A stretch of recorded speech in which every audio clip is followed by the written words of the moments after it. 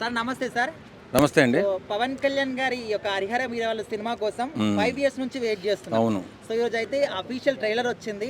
Fans మాత్రం గుండెల మీద చేసుకుంటున్నారు. మరి మీ ఒపీనియన్ ఏంటి?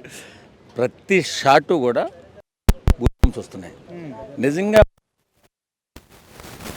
ఈ హిస్టారికల్ మూవీ ఒక అద్భుత ఆవిష్కారం కాకపోతుంది.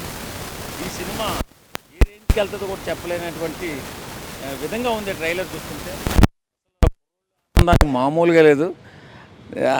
సినిమా అవసరం లేదు, ఈ ఒక్క ట్రైలరే సినిమా కొంత చూసేశారు. మామూలుగా లేదండి ట్రైలరు. సినిమా కూడా ఎలా ఉండబోతుందో కూడా ఊహకు అందట్లేదు. వాస్తవంగా అంత గొప్పగా కనపడుతుంది. సినిమా కథ కూడా చాలా బాగుండేలా ఉంది. ఇది చాలా రికార్డులు తుడిచిపెట్టేసేలా ఉంది తమ్ముడు. డైలాగ్ వింటూ ఉంటే అరుపులు కేకలు మామూలుగా లేవు. డైలాగ్స్ మీకు ఎట్లా అనిపించినాయి? అసలు సినిమానే ఒక డిఫరెంట్గా తీసారేమో. 5 సంవత్సరాలు ఎందుకు తీసారా సినిమా అని చెప్పి నేను అనుకున్నాను. కానీ ఇంత అద్భుతమైన సినిమాని మనకు చూపించబోతున్నారు 22వ తారీఖు, 24వ తారీఖు.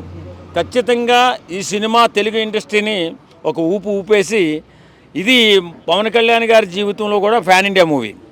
వాస్తవంగా ఫస్ట్ టైం ఆయన ఎప్పుడు ఫ్యాన్ ఇండియాకి వెళ్ళలేదు. ఈ సినిమాతో ఫ్యాన్ ఇండియాకి వెళ్తున్నారు. డిప్యూటీ సీఎం కంటే కూడా మీరు సినిమాలు ఎక్కువ చేయండి అని చెప్పి అభిమానులతో అడిగించుకునేలా ఉంటుంది ఈ సినిమా. నిజంగా చెప్పాలంటే 5 years వరకు గ్రాఫిక్ వర్క్ చేశారు, సీజీ కొంచెం బాగాలేదు అని చెప్పి చెప్తున్నారు కొందరు. ఏమంటారు?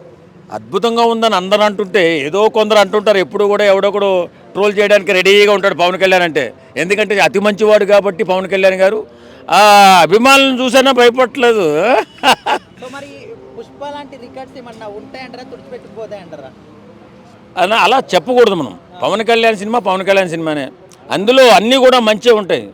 ఇప్పుడు సమాజానికి ఉపయోగపడేటటువంటి అద్భుతమైన ఘట్టాలు ఉంటాయి తప్ప పుష్ప లాంటి ఓ దొంగ సినిమానో కానీ అలాంటి తీడు ఆయన.